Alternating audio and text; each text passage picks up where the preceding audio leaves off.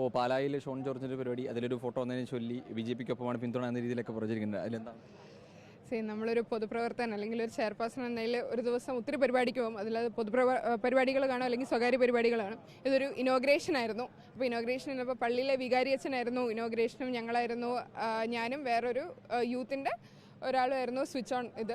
അപ്പോൾ അതിൽ പല പല രാഷ്ട്രീയ പ്രവർത്തകരുണ്ടായിരുന്നു. അതിനകത്ത് നമ്മൾ അടുത്ത BJP സ്ഥാനാർത്ഥി എന്ന് വിശ്വസിക്കുന്ന ഷോൺ ജോർജും ഉണ്ടായിരുന്നു.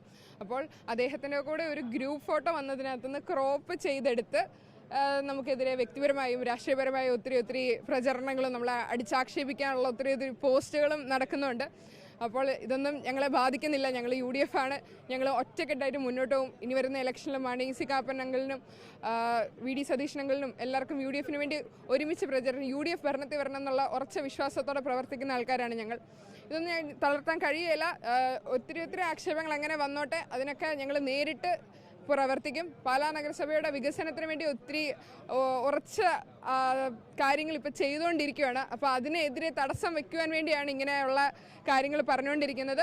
കുഴപ്പമില്ല, പാലായിലെ നാട്ടുകാർക്ക് സത്യം അറിയാം, ഇവിടുത്തെ എല്ലാ ജനങ്ങൾക്കും ഞങ്ങളുടെ സത്യം അറിയാം. ഞങ്ങൾ മുന്നോട്ട് തന്നെ പോകും. പാലാ നഗരസഭയുടെ വികസനത്തിന് വേണ്ടിയും UDF-ന്റെ ഭരണത്തിന് വേണ്ടിയും ഞങ്ങൾ പ്രവർത്തിക്കുന്നതായിരിക്കും.